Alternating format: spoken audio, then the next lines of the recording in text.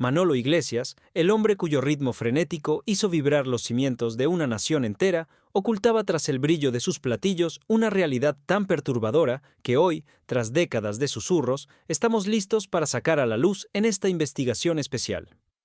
¿Cómo pasó el metrónomo humano de la banda Tequila de ser el joven más deseado de las portadas a convertirse en un espectro que recorría las calles de Madrid ocultando un secreto que le arrebataba la energía gota a gota? En esta crónica sin precedentes, descubriremos por qué este virtuoso de la percusión decidió encerrarse entre cuatro paredes y prohibir la entrada incluso a sus hermanos de éxito, mientras sus demonios personales y sus dependencias químicas le ganaban la última batalla en la sombra. Analizaremos las traiciones de los directores de discográficas que se enriquecieron a su costa mientras él sufría un desgaste físico incompatible con la existencia. Y revelaremos los detalles de sus momentos de alcoba más privados, donde un intruso invisible se instaló en su sangre para marcar su viaje sin retorno a la temprana edad de 38 años. ¿Fue su aislamiento voluntario un acto de heroísmo para preservar su imagen de ídolo o el resultado de una ruina financiera y emocional que ya no pudo soportar ante el juicio de una sociedad hipócrita? No se aparten de la pantalla ni un instante, porque lo que van a escuchar a continuación cambiará para siempre lo que creían saber sobre el hombre que enseñó a bailar a toda una generación y terminó pagando el precio más alto por una libertad que resultó ser una trampa sin salida. Hoy, el misterio detrás de su final trágico queda finalmente al descubierto. Para comprender la magnitud de lo que ocurrió con nuestro protagonista, debemos retroceder en el tiempo hasta un Madrid que hoy nos parecería irreconocible. Corría el año 1956 cuando Manuel Iglesias Caballero llegó a este mundo. Imaginen por un momento la atmósfera de aquella época. Una España bañada en tonos grises, donde el aroma a incienso y el sonido de las campanas dominaban la vida cotidiana. Era una nación que todavía arrastraba las cicatrices profundas de conflictos pasados, donde el silencio era la norma y la obediencia la mayor de las virtudes. En este contexto de austeridad y figuras paternas extremadamente estrictas, el pequeño Manuel comenzó a desarrollar una sensibilidad que chocaba frontalmente con la rigidez de su entorno.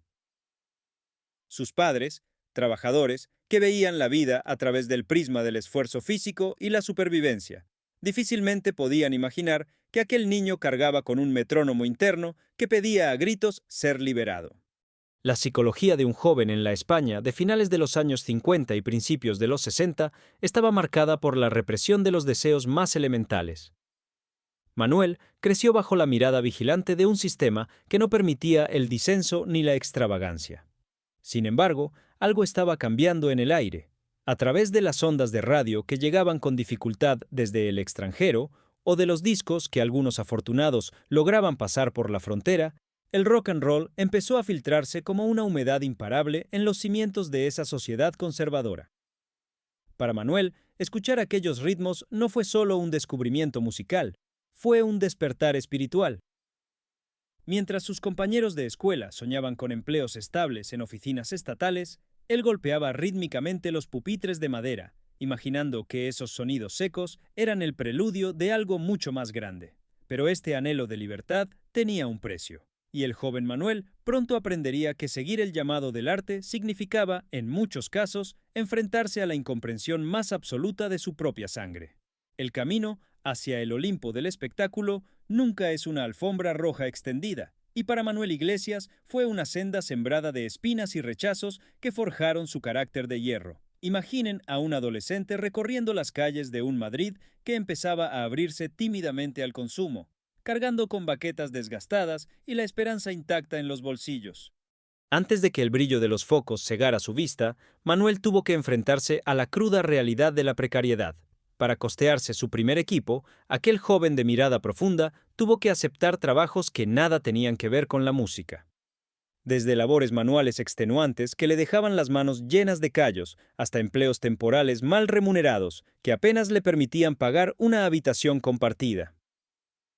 Fue una etapa de una crudeza psicológica tremenda, donde el hambre de triunfo era lo único que mantenía a raya el hambre física. En aquellos años de formación, los rechazos en las audiciones eran moneda corriente. Manuel se presentaba en locales de ensayo lúgubres, sótanos donde el olor a humedad y tabaco barato se impregnaba en la ropa, solo para escuchar que su estilo era demasiado contundente o que su imagen no encajaba con lo que los productores buscaban. En esa época, la industria todavía prefería a los solistas de peinado impecable y letras blancas. Ver a un muchacho que quería romper la baraja con la percusión era visto casi como una anomalía. Sin embargo, fue precisamente en esos momentos de duda, cuando el frío de la noche madrileña calaba hasta los huesos al regresar de un concierto fallido, donde Manuel tomó una decisión que cambiaría su destino. No se rendiría. Si el mundo no estaba listo para su ritmo, él obligaría al mundo a bailar a su compás. Pero pocos podían imaginar que, en su búsqueda desesperada por la fama, Manuel estaba a punto de cruzar una puerta que lo llevaría directamente a una encrucijada donde el éxito y la perdición caminaban de la mano. La noche de Madrid en los años 70 era un ecosistema fascinante y peligroso a la vez. Era el escenario de una metamorfosis social sin precedentes. Los jóvenes, ávidos de nuevas experiencias, se congregaban en clubes clandestinos donde se gestaba la verdadera revolución. Fue en uno de estos locales, bañados por una iluminación precaria y el humo denso de cigarrillos sin filtro, donde el destino decidió jugar sus mejores cartas. Manuel, que ya se movía con soltura en los círculos de la bohemia rockera, terminó recalando en una formación llamada Spoonful Blues Band. No era todavía la banda que lo haría millonario, pero fue el laboratorio donde se cocinó su sonido. Allí, entre amplificadores que zumbaban y cables pelados, entabló una conexión casi mística con otros jóvenes que, al igual que él, sentían que el tiempo se les escapaba entre las manos. La entrada de Manuel en este círculo no fue un evento casual, fue una alineación de astros. Sus compañeros de entonces, entre los que se encontraban figuras que más tarde serían pilares del rock nacional, quedaron hipnotizados por la capacidad de aquel batería para sostener el tempo sin desfallecer. Era como si su corazón estuviera conectado directamente a los parches de su instrumento. En los ensayos, que a menudo se prolongaban hasta que los primeros rayos de sol iluminaban las calles desiertas, Manuel demostraba una resistencia física sobrehumana. Pero esa entrega total al arte también ocultaba una fragilidad que solo los más observadores podían intuir. Detrás de cada golpe seco de caja, había un hombre buscando desesperadamente una identidad que su familia y su país le habían negado. Y justo cuando parecía que había encontrado su lugar en el mundo, aparecieron dos figuras procedentes del otro lado del océano que elevarían la apuesta a niveles que nadie estaba preparado para manejar. La llegada de Alejo Stivel y Ariel Roth a España fue como el impacto de un meteorito en un campo de trigo. Venían huyendo de una situación política asfixiante en Argentina, trayendo consigo una frescura, una desfachatez y un conocimiento del rock que en la península todavía era incipiente. Cuando estos dos jóvenes de melenas largas y actitud desafiante se cruzaron con el bloque rítmico que Manuel lideraba, se produjo una explosión de creatividad. El choque de mundos fue total. Por un lado, la picardía y el lirismo rioplatense. Por el otro, la fuerza bruta y la necesidad de libertad de los madrileños. En ese primer ensayo conjunto, el aire parecía vibrar con una electricidad distinta. Manolo Iglesias no solo aceptó el reto de seguirles el paso, sino que se convirtió en el cimiento sobre el cual se construiría la banda más influyente de su tiempo. El nacimiento de lo que todos conoceríamos como Tequila no fue solo la creación de un grupo musical, fue el inicio de un fenómeno sociológico que rompió todas las barreras generacionales. Manuel dejó de ser un músico de sesión para convertirse en una estrella, aunque siempre mantuvo ese perfil bajo y enigmático desde su banqueta. La moda de la época, con sus pantalones de campana, las camisas de satén y las botas de plataforma, empezó a envolver a nuestro protagonista en una aureola de glamour que distaba mucho de sus orígenes humildes. Pero el éxito repentino es un animal difícil de domar. Mientras las revistas de la época empezaban a pelearse por una fotografía de los integrantes de la banda, en el interior de Manuel empezaba a gestarse una lucha interna. ¿Estaba preparado para lo que venía? ¿Podría un chico de barrio soportar el peso de ser el ídolo de toda una nación? La respuesta comenzaría a vislumbrarse cuando las giras interminables y el asedio de las multitudes empezaron a revelar que, bajo el brillo de las lentejuelas, Se ocultaban sombras que amenazaban con devorarlo todo. Pero esto era solo el comienzo de su calvario, pues pronto descubriría que el precio de la fama se paga con la propia luz. El aire de 1977 ya no olía a rancio.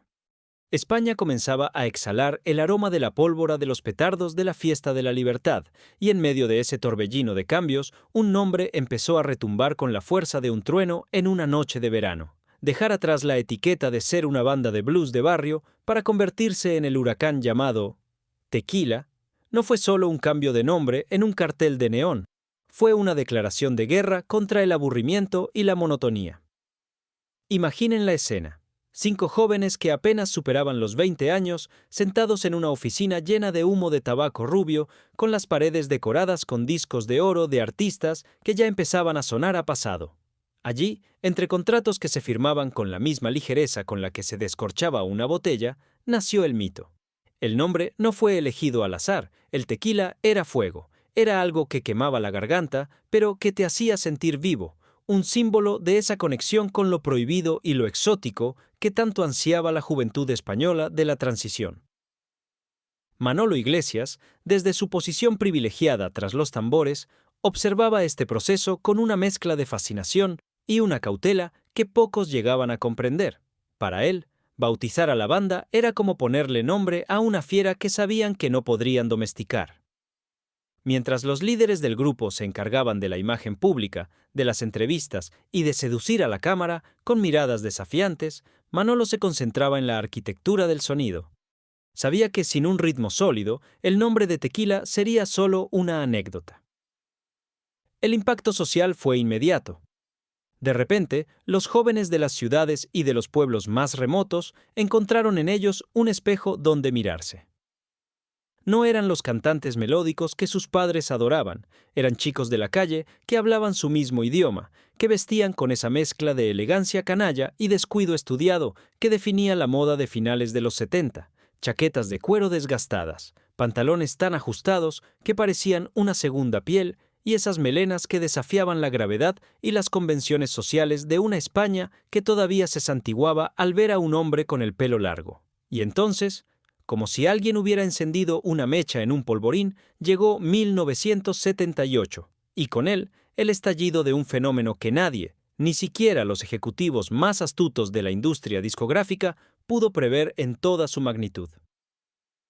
La conquista del país no fue gradual, fue una invasión rítmica que no dejó rincón sin tocar.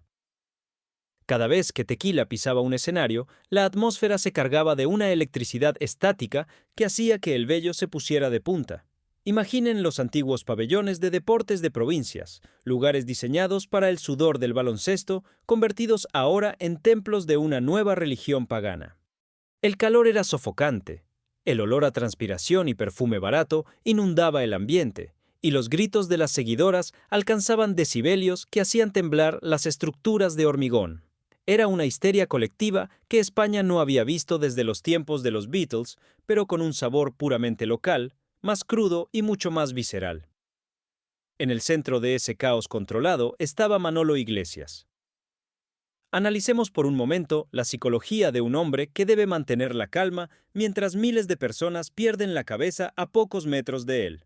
Manolo era el metrónomo humano, el ancla que impedía que el barco naufragara en medio de la tempestad de adrenalina, mientras Alejo y Ariel saltaban, corrían y se entregaban al espectáculo visual. Manolo permanecía impertérrito, con la mirada fija en un punto invisible, golpeando con una precisión quirúrgica que dejaba boquiabiertos a los críticos más feroces.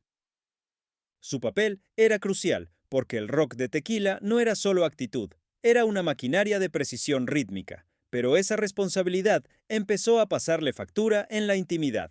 Ser el motor de una leyenda implica un desgaste mental que no se ve en las fotografías de las revistas juveniles. Empezó a sentir que el personaje se tragaba a la persona y que el joven Manuel Caballero se desvanecía ante la sombra gigante de Manolo Iglesias, el batería de moda que toda una nación idolatraba. Con el éxito masivo, llegó, inevitablemente, el desembarco del lujo más extravagante en la vida de unos chicos que, apenas unos meses antes, tenían que contar las monedas para pagarse un café.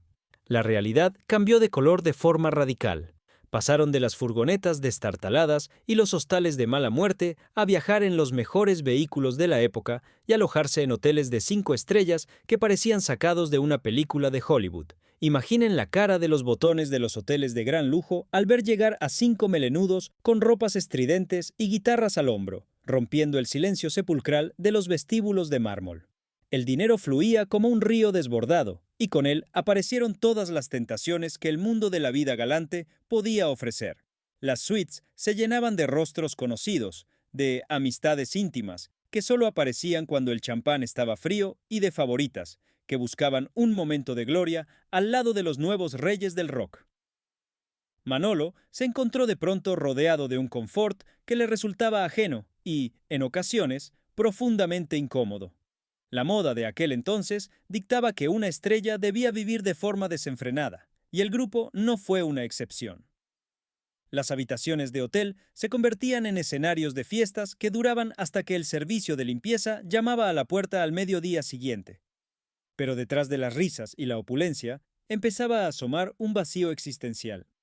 Manolo, que siempre había sido un observador silencioso, veía cómo los límites entre lo real y lo ficticio se borraban.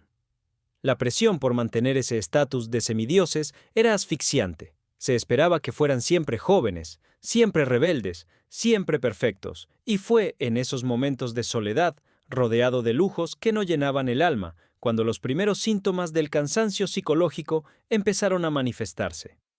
La pregunta que empezaba a rondar su cabeza era aterradora. ¿Cuánto tiempo podrá aguantar el corazón este ritmo sin detenerse? Pero mientras ellos vivían en esa burbuja de cristal y oro, en los despachos de las plantas más altas de los edificios de la Castellana, las sombras de la industria empezaban a tejer una red de la que sería muy difícil escapar. Los contratos que en un principio parecieron la llave de la libertad, empezaron a revelarse como cadenas de oro. La industria discográfica de finales de los 70 y principios de los 80 era una jungla poblada por leones que veían en estos jóvenes no a artistas, sino a minas de oro, que debían ser explotadas hasta que no quedara ni una gota de energía. Les obligaban a grabar discos en tiempos récord, a realizar giras que encadenaban 30 conciertos en 31 días, recorriendo carreteras secundarias en condiciones que hoy serían consideradas inhumanas. El engaño estaba servido. Les hacían creer que eran los dueños del mundo mientras les arrebataban el control sobre su propia obra y sobre sus propias vidas. Manolo Iglesias fue uno de los que más sufrió este desgaste invisible. Su posición en la banda le obligaba a un esfuerzo físico extenuante cada noche. Golpear la batería durante 2 horas con esa intensidad drenaba sus reservas de energía de una manera que los demás miembros no llegaban a comprender del todo. Empezaron las discusiones sobre los porcentajes, las regalías que nunca llegaban y los gastos inexplicables que las discográficas cargaban a sus cuentas. El impacto social de su éxito era innegable, pero la realidad económica interna era mucho más sombría. La frustración de ver cómo otros se enriquecían a costa de su talento y su salud empezó a sembrar una semilla de amargura en Manolo. Sentía que se había convertido en un esclavo de lujo, un metrónomo atrapado en una jaula de oro que funcionaba 24 horas al día para alimentar una maquinaria que no tenía sentimientos. Y así, llegamos al momento en que la desesperación y la búsqueda de un alivio inmediato abrieron de par en par la puerta de atrás. La entrada de los demonios personales. En el Madrid de principios de los 80, la famosa movida no era solo música y color. Tenía un lado oscuro que se movía en las sombras de los camerinos y en los baños de las discotecas de moda. Las sustancias prohibidas empezaron a presentarse como la solución mágica para aguantar el ritmo infernal, para acallar las dudas y para soportar la soledad de las giras. Lo que empezó como un hábito ocasional, una forma de desconectar después de un concierto extenuante, se convirtió pronto en una necesidad imperiosa para muchos de los que rodeaban a la banda, y Manolo no fue ajeno a este entorno de perdición. En esa época, la sociedad española era terriblemente ingenua respecto a las consecuencias de estos hábitos destructivos. Se veía como algo bohemio, casi heroico, sin sospechar que estaban abrazando a un jinete oscuro que no soltaría su presa fácilmente. Para Manolo, estas medicinas peligrosas se convirtieron en un refugio donde el ruido de la fama no llegaba. Pero el refugio era una trampa. Analizando la psicología de este momento, vemos a un hombre atrapado entre la imagen de éxito que proyectaba hacia afuera y la dependencia química que empezaba a devorarlo por dentro. Las amistades íntimas, que antes le divertían, ahora le resultaban una carga. El brillo en sus ojos empezó a ser reemplazado por una mirada vidriosa y distante, y el ritmo perfecto de su batería empezó a sufrir microfracturas que solo sus compañeros más cercanos podían notar. Estaba entrando en un laberinto sin salida, ignorando que el destino le tenía reservado un desafío aún más cruel, un intruso invisible que transformaría su sueño de rock en una pesadilla de la que no habría retorno. Pero esto era solo el preludio del gran colapso, porque lo que estaba por venir cambiaría para siempre la historia del espectáculo en España. La atmósfera festiva que rodeaba a la banda más grande de España comenzó a transformarse en un aire denso, cargado de una toxicidad que no se podía limpiar con ventilación.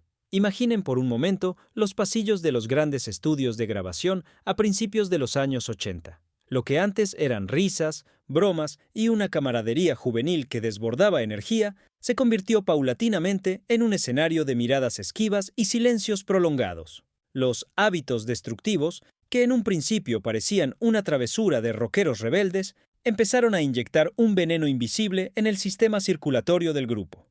Manolo Iglesias, aquel hombre que siempre había sido el pilar rítmico, el metrónomo inquebrantable, empezó a notar cómo su propio pulso se alteraba. No era solo la fatiga física de las giras interminables, era la erosión de la voluntad causada por esas dependencias químicas que prometían el paraíso pero entregaban el infierno en cómodas cuotas. Analicemos la psicología de este deterioro.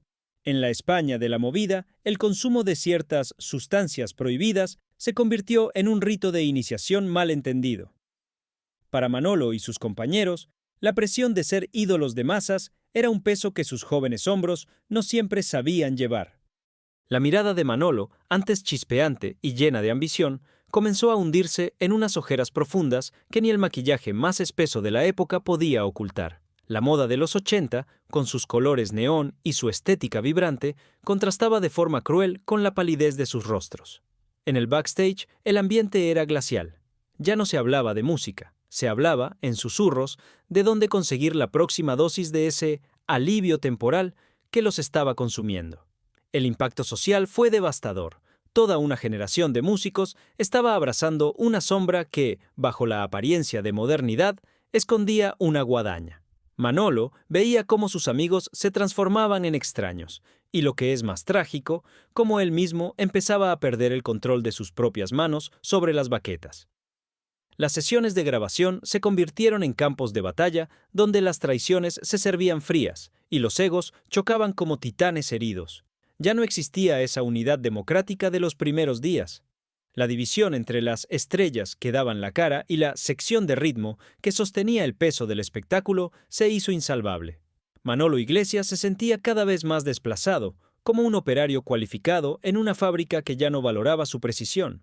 En el estudio, las discusiones por un arreglo de batería podían durar horas, no por razones artísticas, sino por el simple placer de demostrar quién tenía el mando. Y los directores de las discográficas, aquellos hombres de traje gris y corazones de piedra, observaban desde las cabinas de cristal cómo su gallina de los huevos de oro se estaba despedazando a sí misma. Pero su única preocupación era exprimir un último éxito antes de que el motor estallara. Hubo momentos de una frialdad psicológica estremecedora. Amigos que se habían jurado lealtad eterna ahora se comunicaban a través de intermediarios o mediante notas sarcásticas dejadas sobre los amplificadores. Manolo, atrapado en medio de esta guerra de guerrillas, intentaba mantener la compostura, pero su refugio en las sustancias prohibidas lo aislaba cada vez más de la realidad. Imaginen la escena. Manolo, sentado tras su batería, rodeado de micrófonos de alta gama y tecnología punta de 1982, sintiéndose absolutamente solo en una habitación llena de gente. El éxito, que antes era un motor de alegría, se había convertido en una prisión. Las traiciones no eran solo profesionales, eran personales. Secretos de alcoba, dinero que desaparecía de las cuentas comunes Y promesas rotas en la oscuridad de los camerinos fueron los clavos que empezaron a cerrar el ataúd artístico de Tequila. Y así llegamos al fatídico año de 1983, el momento exacto en que el motor de la banda más vibrante de la península se detuvo en seco con un estrépito sordo. El colapso no fue un evento televisado con grandes discursos de despedida. Fue una implosión silenciosa y amarga. Los contratos que debían cumplirse fueron cancelados uno tras otro debido a la incapacidad física y mental de sus integrantes para subirse a un escenario sin desmoronarse. La industria, que tanto los había adulado, les dio la espalda de la noche a la mañana. Eran juguetes rotos en una España que ya estaba buscando la siguiente novedad. El impacto social fue de una incredulidad absoluta. ¿Cómo podían haber caído tan bajo y tan rápido aquellos que lo tenían todo? La psicología del fracaso es mucho más compleja que la del éxito. Para Manolo Iglesias, el fin de Tequila fue como si le hubieran arrancado el suelo bajo los pies. De repente, ya no había giras, no había fans gritando su nombre, no había limusinas esperando en la puerta. Solo quedaba el eco de sus propios demonios personales. La moda de la época cambió.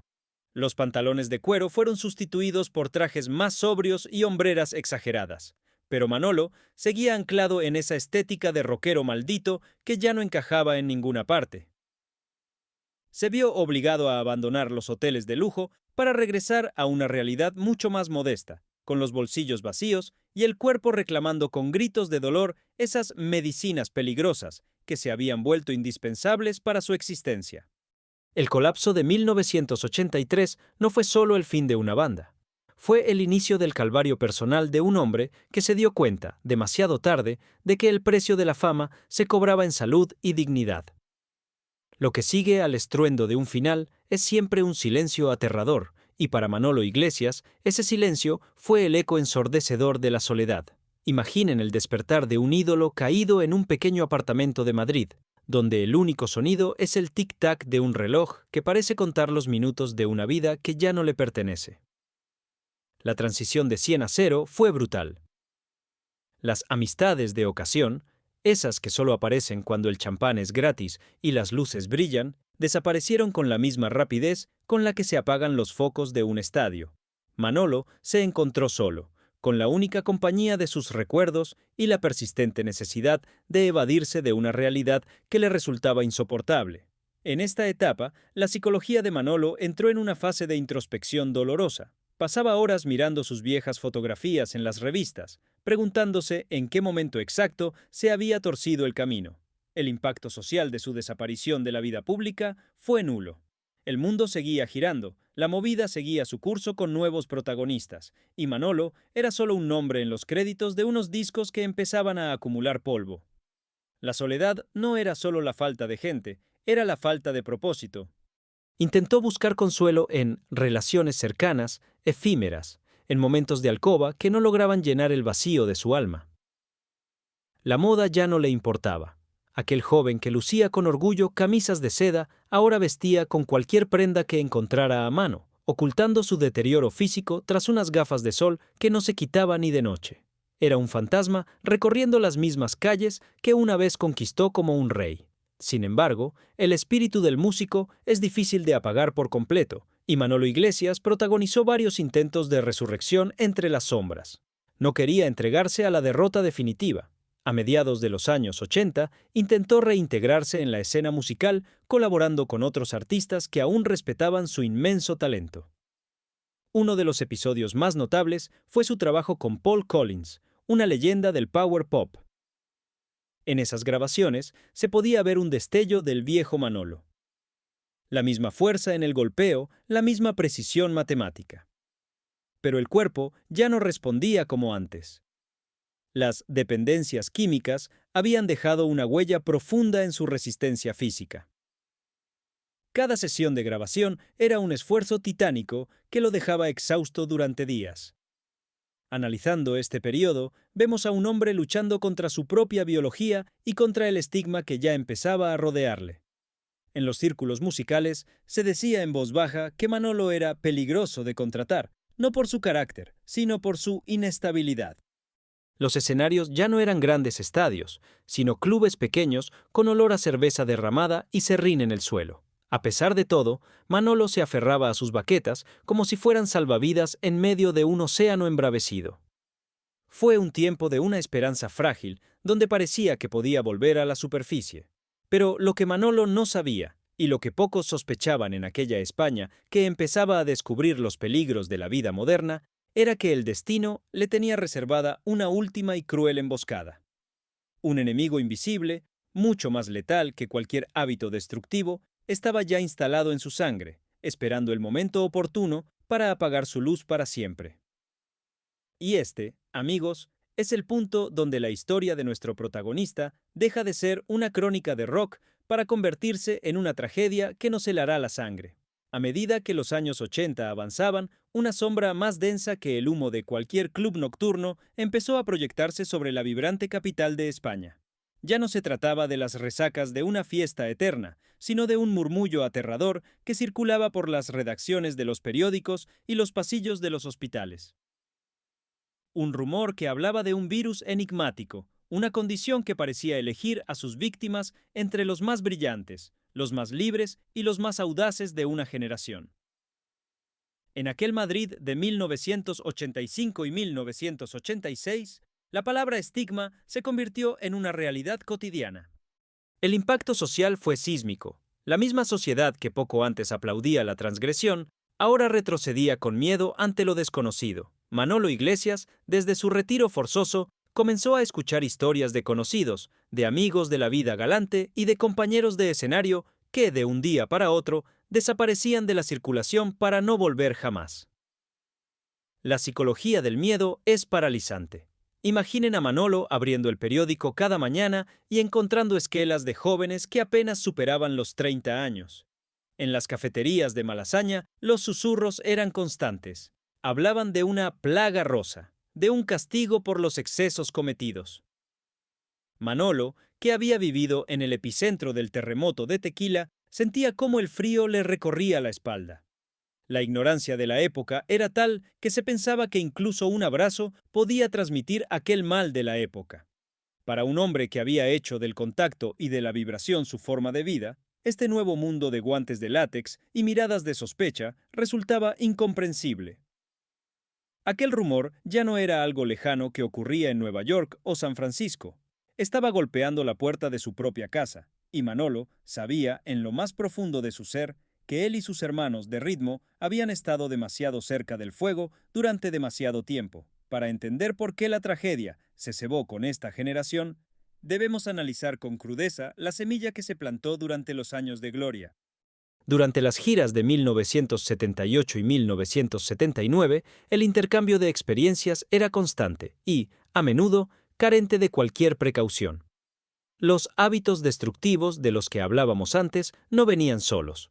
Venían acompañados de un uso compartido de ciertos instrumentos de alivio químico que, en aquel entonces, nadie veía como una sentencia a largo plazo. La psicología del músico de rock es, por naturaleza, una psicología del presente absoluto. No existe el mañana cuando tienes a 10.000 personas gritando tu nombre. Manolo y sus compañeros vivían en una burbuja de invulnerabilidad, convencidos de que su juventud y su talento eran escudos capaces de detener cualquier bala. Sin embargo, aquellas dependencias químicas y aquellos encuentros de alcoba sin protección sembraron una fatalidad que tardaría años en manifestarse. El contexto histórico es clave. España acababa de salir de una dictadura y entró en la libertad sin un manual de instrucciones. No hubo campañas de prevención, no hubo información sobre los riesgos de compartir ciertos elementos en la intimidad. Fue una emboscada biológica en toda regla. Manolo Iglesias, analizando su pasado desde la penumbra de su habitación a finales de los 80, debió de recordar, con una claridad dolorosa, aquellas noches de frenesí donde nadie preguntaba nombres ni antecedentes. La ironía era macabra. La misma libertad por la que tanto habían luchado, la misma desinhibición que los convirtió en ídolos, era la que ahora les estaba pasando una factura impagable. Fue el día en que la ciencia le puso nombre a su malestar, cuando el mundo de Manolo terminó de desmoronarse por completo. Su condición inmunológica era ya irreversible. La transformación de un ídolo en un espectro es un proceso que la televisión sensacionalista de la época no dudó en intentar capturar. A principios de los años 90, la imagen de Manolo Iglesias empezó a sufrir un deterioro que ya no se podía ocultar tras el estilo de la moda de la época. Aquel hombre, que una vez tuvo la fuerza de un titán tras los tambores, empezó a perder peso de manera alarmante. Sus pómulos se marcaron como cuchillos bajo una piel que había perdido su color natural para adoptar un tono ceniciento. Los escenarios fueron sustituidos por salas de espera blancas y asépticas, donde el aroma a antiséptico reemplazaba al olor de la pólvora de los conciertos. El impacto social de ver a un referente de la juventud en ese estado era devastador para quienes llegaban a cruzárselo. Analicemos la psicología de la negación. Manolo intentó, durante mucho tiempo, mantener las apariencias. Se ponía sus mejores chaquetas, aunque ahora le quedaran grandes y colgaran de sus hombros como si estuvieran en una percha. Usaba gafas oscuras para ocultar la mirada vidriosa que delataba el avance del enemigo invisible en su sangre.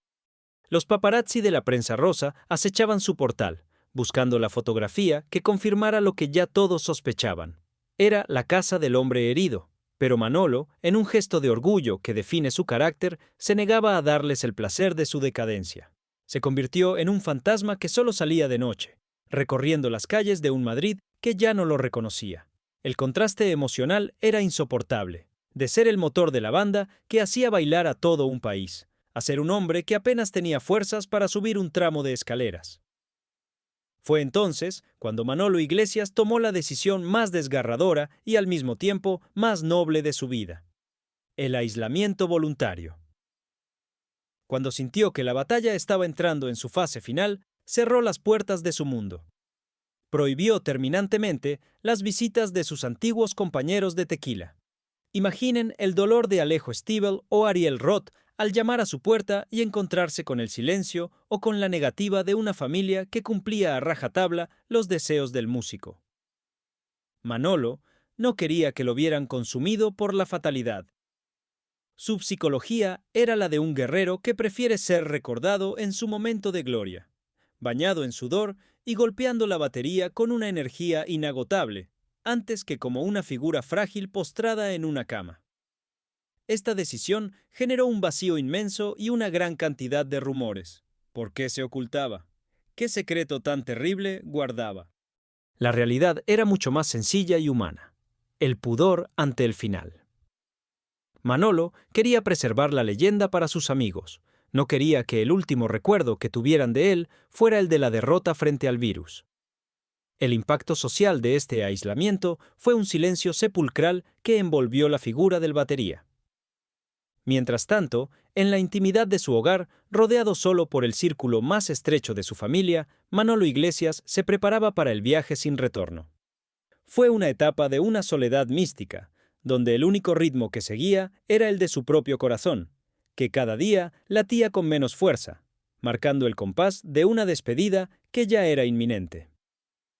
Llegamos así al mes de junio de 1994. Madrid estaba envuelta en un calor sofocante, ese calor seco que parece detener el tiempo en la meseta. El país estaba distraído con otros ruidos: los escándalos políticos de la época y la preparación para los grandes eventos deportivos del verano. Nadie sospechaba que, en una habitación privada, el reloj de arena de uno de los grandes del rock español estaba soltando sus últimos granos. La atmósfera en aquellos días finales era de una resignación absoluta. Manolo, a sus 38 años, ya no luchaba contra lo inevitable, había hecho las paces con su destino. La psicología de sus últimas horas fue la de un hombre que ha vivido 100 vidas en menos de 4 décadas. Dicen quienes estuvieron cerca que conservaba una lucidez asombrosa, una paz que contrastaba con la turbulencia de sus años de fama. La moda, el dinero, los discos de oro, todo eso se había desvanecido para dejar paso a lo esencial. El impacto social de su partida inminente aún no se sentía, porque el secreto se mantuvo hasta el último suspiro. El 5 de junio de 1994, el ritmo se detuvo. La luz de Manolo Iglesias se apagó definitivamente, dejando un silencio que todavía hoy resuena en los corazones de quienes amaron su música.